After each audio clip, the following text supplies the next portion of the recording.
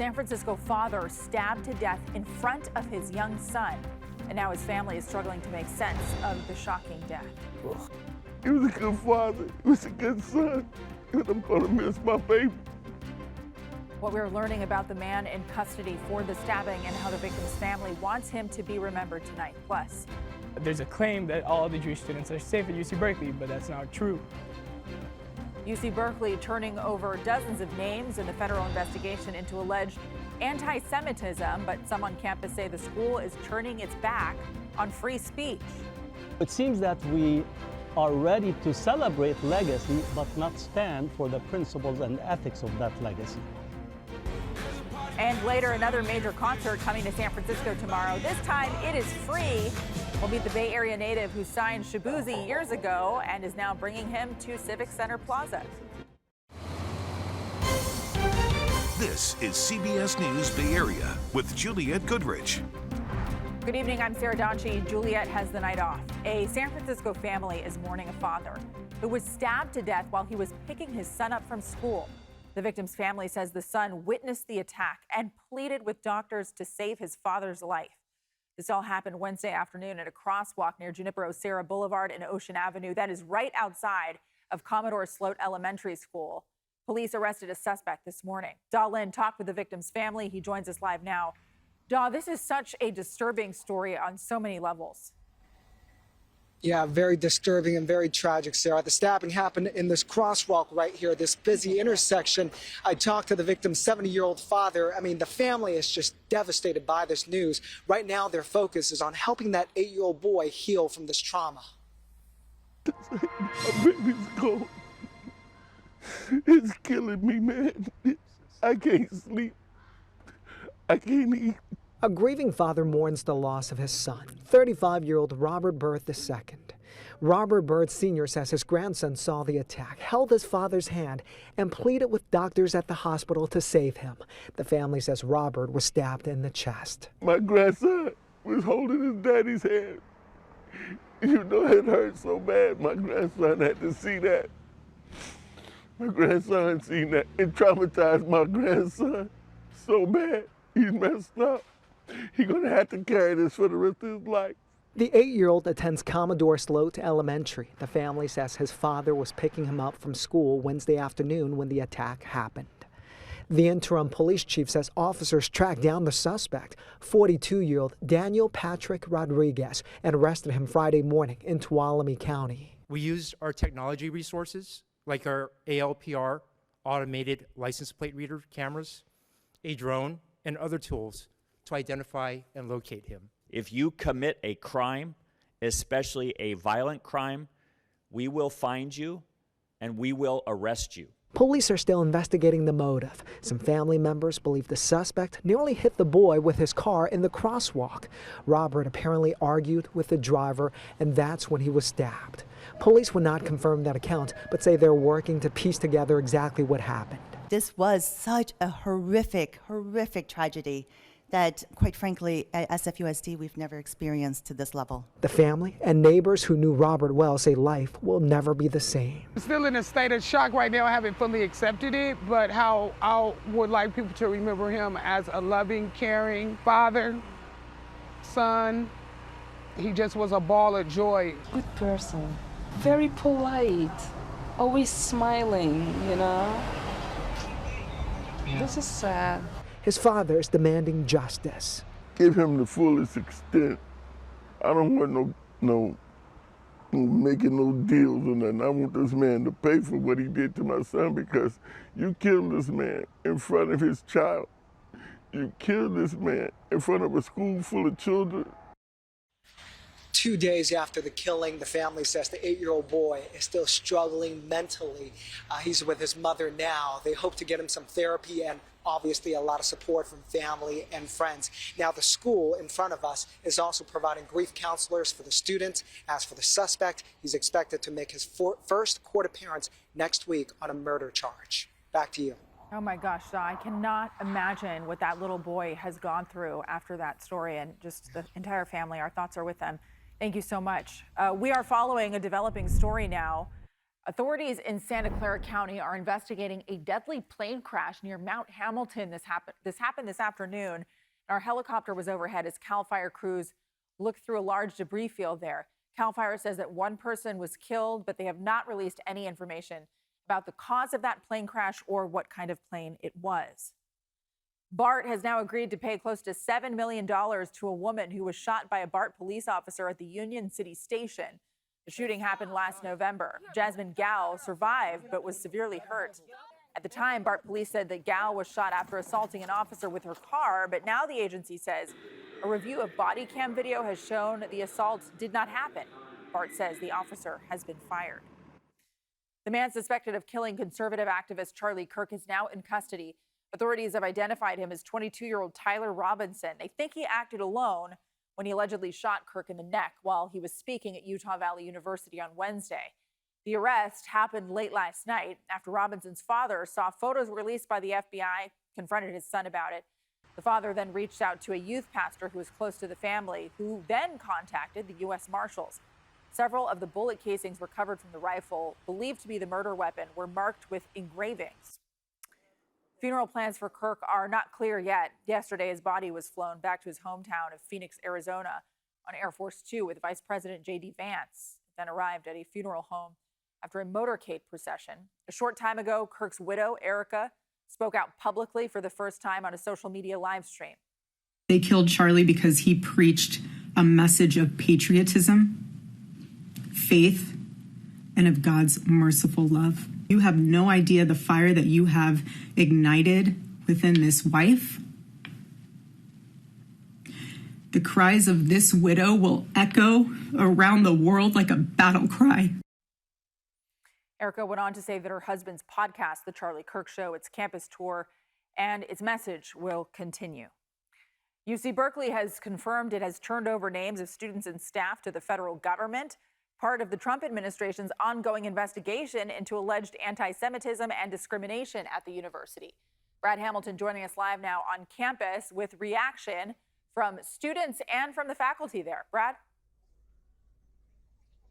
Yeah, right behind us is a gate that has stood as a symbol of freedom of speech for decades. Some tonight say it's being tested by a federal probe, while others say that federal probe is protecting them.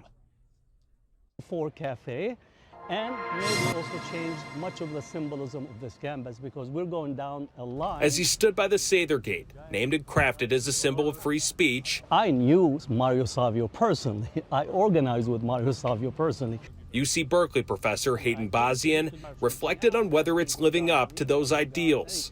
So it seems that we are ready to celebrate legacy, but not stand for the principles and ethics of that legacy. The senior lecturer, who teaches Middle Eastern language, is speaking out after UC Berkeley officials confirmed that they handed over reports to the Department of Education that included the names of students, staff, and faculty, and their potential connection to reports of alleged anti-Semitism. It's part of a months-long investigation by the Trump administration, taking a deeper look into how the college handles alleged cases of anti-Semitism. In a statement, UC Berkeley said the decision was made by the UC System-wide Office of the General Counsel in compliance with its legal obligations to cooperate with the agency. The UC Office of the President told us, quote, UC is committed to protecting the privacy of students, faculty, and staff to the greatest extent possible, while also fulfilling its legal obligations. The student newspaper, the Daily Californian, reporting that it was roughly 160 names, and they spoke with a student who received the letter who was concerned the people named had all expressed support for Palestinians. Demonstrations erupted on campus in 2024 in protest of the war in Gaza. Bazian says the university went too far this time. But for others, including Jewish student Roni Krieger, compliance is essential. Anti-Semitism is real, even in UC Berkeley, and it is a problem in the university. Roni didn't want to cite specific examples, worried about copycats, but he says the fear that he feels on campus isn't normal. Sometimes I have my Star of David and I have to tuck it in because I'm not sure that I'm comfortable being myself in my own campus. Both sides believe they're fighting for Berkeley's identity, just in very different ways. It's creating, a whole atmosphere of fear. My big hope is that Jewish students feel safe on campus, on their own campus, being Jews, being themselves.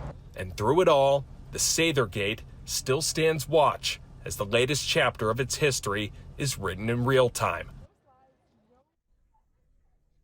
Now, a number of student organizations reached out with statements, including the Jewish Student Union, who stood by the campus's decision. Meanwhile, the Student Senate called this worrying. They say anytime you release that kind of information violates privacy and needs to reach a high burden of justification.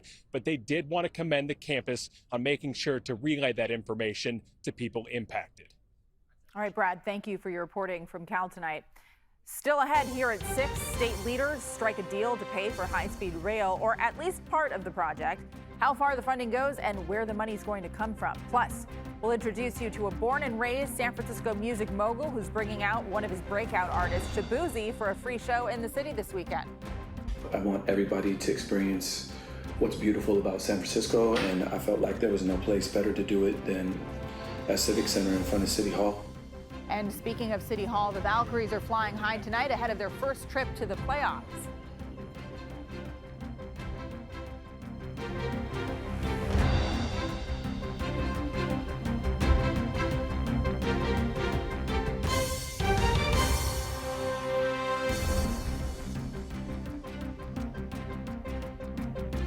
State lawmakers have extended their legislative deadline and will meet tomorrow to pass a bill that will keep high-speed rail funded.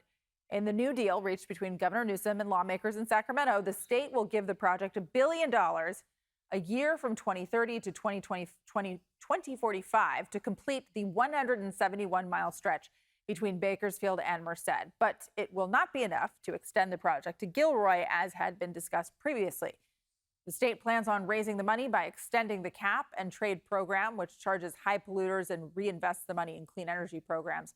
The High-Speed Rail Authority hopes that this financial base will allow them to leverage private companies for additional investment in the project, with the goal of having the Central Valley portion done by 2033. San Francisco is closing out a summer that was full of live music, from the Grateful Dead to Outside Lands.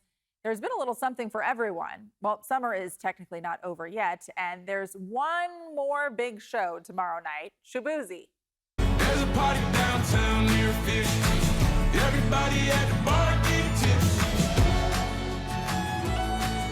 I am willing to bet that you have heard that song multiple times. Shaboozey is performing tomorrow at Civic Center, and the whole thing is free. He is one of many notable artists signed with Empire, a San Francisco music label that has produced songs for the likes of Kendrick Lamar, Migos, and 50 Cent. Empire is also putting on tomorrow's show. The label's founder, San Francisco native Ghazi Shami, has put Bay Area music on the map for a new generation and was even a part of the cover of Billboard magazine in February. Our Lorena Ayub spoke with him about tomorrow's huge show. It's just another day at the office at Empire. Artist La Russell, who recently collaborated with the company, arrives to meet its founder, Ghazi. The independent music powerhouse is celebrating 15 years in business with a free concert at Civic Center, featuring performances by artists like Shaboozey. Ghazi says making the event free to the public was a non-negotiable. You know, I'm a big believer that access creates culture, and I don't want to inhibit any cultural moments. I want everybody to experience what the company's about. I want everybody to experience what's beautiful about San Francisco, and I felt like there was no place better to do it than at Civic Center in front of City Hall. Working alongside Mayor Daniel Lurie, Ghazi says the city's new leadership is already creating more space for culture to thrive. He thought it was wonderful. I mean, we all know what music and art and entertainment can do to revive a city, and if you've paid attention this summer, every single week there's something going on musically in the city, so it's been pretty awesome. The free concert and anniversary marks a milestone for both the company and Ghazi. Despite countless accolades for his accomplishments in the music industry, Ghazi says his steady motivation remains rooted in supporting his global team of over 250 people. I've been jogging for 15 years. Sprints will wear you out, but I've been jogging for 15 years straight. Who knows when I'll be in the final stretch, but I'm still jogging. He hopes the celebration will inspire the Bay Area's diverse communities to enjoy their city and never stop dreaming. I'm a product of my environment, and so if the city could produce this level of success for me, and my environment can produce this level of success for me, then I hope that it inspires other people to do the same on a micro level or a macro level. No matter the level, the celebration is open to everyone. Tomorrow's concert is from 3 to 7 p.m. and again, it is free. All you've got to do is RSVP on Empire's website. Civic Center, of course, has hosted a number of big concerts over the past year or so. In June of 2024, about 25,000 people showed up for a rave with Skrillex and Fred again. And then about a year ago, Portugal the Man headlined another free show. San Francisco is repping Valhalla ahead of the WNBA playoffs. The Golden State Valkyries flag is being flown outside City Hall tonight. This is in honor of the Valkyries becoming the first WNBA expansion team ever to make it to the postseason in its first season. All-star Kayla Thornton and Violet were there with Mayor Daniel Lurie to raise the flag. Valkyries president Jess Smith says it's great seeing the Bay Area come together. It's amazing to be obviously the Bay's team, but to see the type of support that we have in year one and in this postseason run really just shows who the Bay is, right? We support one another and we're there for each other. Meanwhile, the Valkyries have learned who they're playing in their inaugural playoff trip. They'll take on the top-seeded Minnesota Lynx, the same team they just lost to last night, and a team they went 0-4 against this year. But Golden State has shattered expectations all season. Game 1 is Sunday in Minnesota. Game 2 Wednesday at the SAP Center in San Jose. A nice end to the work week today. Starting to see some low cloud cover and fog spreading out, but still a clear view for the most part from Salesforce Tower. Temperatures today return to closer to normal. Still 60s at the coast, but more 80s farther inland. And after a pretty normal weekend, we've got some heat on the way next week. Details coming up in First Alert Weather.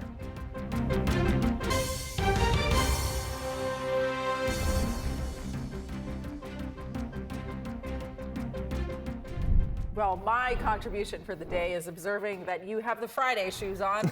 I do. Which means we are that much closer to the weekend. Got the maroon chucks on. It's game day tomorrow for A&M. Okay. Yeah. Just to clarify who he supports. Yeah, she said roll tide during the break, and we had to shut that down real quick. Yeah, that was meant to sort of provoke a response. It did. It did, but we're both. It was the same thing. We're still standing.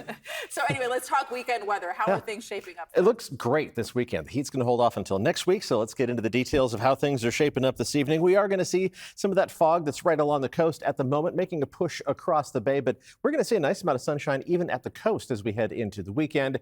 And while you can't see the haze from the satellite perspective, it was out there today. Some wildfire smoke from Oregon and Washington drifted down into the elevated levels of the atmosphere over the Bay Area. Ground level air quality was fine, but as we head through the next couple of days, what little smoke we did see making its way into the Bay Area is going to get pushed off to the east by a stronger onshore breeze, again in the mid and upper levels of the atmosphere. And we're just in for a pretty normal mid-September weather pattern as we go through the weekend. It becomes a bit more abnormal by the beginning of next week as temperatures start to heat up. Looking outside from San Jose, and there is that haze on the horizon. Again, ground level air quality just fine in the good category across the board today, and that haze isn't going to stick around long enough for gravity to drag any of the smoke down to ground level. Temperatures a mix of 60s around the bay, mostly 70s inland, but still clinging to 80 degrees in Concord. Pretty normal stuff for a September evening. We'll end up with a mix of 50s and 60s on the map by early tomorrow morning. The fog is going to reform at the coast and make a decent push across the bay and into the inland valleys by early Saturday morning. It's just not going to last too long. So you'll see plenty of sunshine for most of the day. Once the sun comes up, it just will take an hour or two for that low cloud cover to retreat out of the inland valleys and make it back to around the bay and eventually pulling back to the coast by midday tomorrow, with temperatures warming back up to close to what's normal for this time of year, maybe a couple degrees cooler than today. So maybe 2 to 4 degrees short of what's typical for mid-September. Hey, we'll take it while it lasts. Temperatures falling just short of 80 degrees in San Jose. That's 3 degrees below normal, but still low to mid 80s in Los Gatos and Morgan Hill. Temperatures mostly in the low to mid 80s east of the Oakland Hills, also about 2 or 3 degrees below average. With 70s around the bay, 60s in the city, and 60s at the coast as well. North Bay, you'll have the widest variety of temperatures from the mid-70s in San Rafael to the low 80s in Santa Rosa to the upper 80s in Healdsburg. 87 degrees there is going to be one of the hot spots on the map by tomorrow afternoon. Dog walking forecast for tomorrow is brought to you by an adoptable dog. This is Harley Quinn. Perfect name for one of the comics' crazier villains. Hopefully she's not a villain. I don't think she is. Temperatures tomorrow in Dublin reaching up into the low to mid 70s. I'll put up a link to her adoptable information as soon as this weathercast is over. Skies clearing out quickly, so sun's out, tongues out for Harley tomorrow afternoon in Dublin. As we look at the long-range forecast, though, temperatures may not be quite as comfortable for your furry friends. The 6 to 10-day outlook from the Climate Prediction Center continues to show a good chance of above normal temperatures, not just for that hot spell we have in store next week, but beyond that time frame. And the 8 to 14-day outlook, hardly any change from that 6 to 10 to 8 to 14-day time frame. It doesn't look like we're going to be in for any extreme heat, but temperatures are going to be running at least a little bit above average as we look beyond the 7-day forecast. But let's look at the 7-day forecast. 80s this weekend and then 90s inland. Monday, Tuesday, and Wednesday, pretty much the same across the board. A lot of 90s for inland temperatures with some of the hot spots approaching 100 degrees. We do drop back closer to normal high temperatures by Friday of next week. Temperatures around the bay also warming up, just not quite as much, from the 70s this weekend to the low 80s Monday, Tuesday, and Wednesday. And then you manage to retreat into the 70s by Thursday and Friday. So really a 3-day hot spell and then just slightly above average temperatures by the latter half of next week. And at the coast, well, we don't have any fog-filled cylinders in the 7-day forecast and plenty of sunshine at the coast for the first half of next week. And that pushes your temperatures up into the mid-70s. I know you're sad about the lack of fog, but you'll get through. Good riddance. Good football watching weekend weather? Always. Yes. I mean, nothing will stop you. Nothing will stop this man except for my fantasy football team. All right, Paul, thank you. See. We'll see about that. When we come back, we're working 9 to 5 to bring some Dolly Parton magic to Bay Area libraries. Plus, here is a look at what's ahead on the CBS Evening News. I'm Steve Hartman. Shaquille Fox never really had a dad.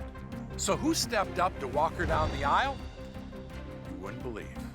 The story when we go on the road to Cincinnati, Ohio.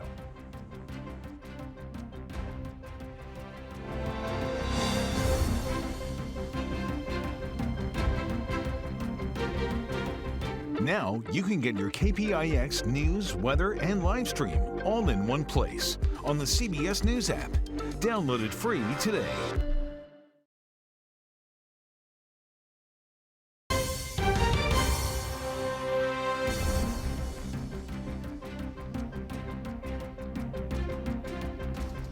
A bittersweet start to the season for the 49ers. They're getting ready to take on the Saints Sunday without quarterback Brock Purdy or tight end George Kittle. We'll break down the matchup tonight on the Red and Gold Report. That's at 7:30 p.m. right here on KPIX and streaming on the free CBS News app. About 36,000 kids in San Francisco can now get a free book once a month thanks to none other than Dolly Parton. Happy reading, California, and remember that I will always love you. The message from Dolly came at the official launch of her Imagination Library in San Francisco. Parton started it in honor of her father, who could not read or write. Families with kids under the age of 5 can now sign up to get a free book every month. Dolly calls the Imagination Library her heart program. It sounds really simple, but if you can read, you can teach yourself anything. And Dolly wants all children to dream as big as she does and to fall in love with books and reading in their earliest, most formative years. The Imagination Library sends out 3 million books every month. If families want to sign up, you can do that online or through the San Francisco Library. The CBS Evening News is next on KPIX. Local news continues on our streaming service, CBS News Bay Area. We are back right here in 30 minutes with CBS News Bay Area at 7 with Devin Feely.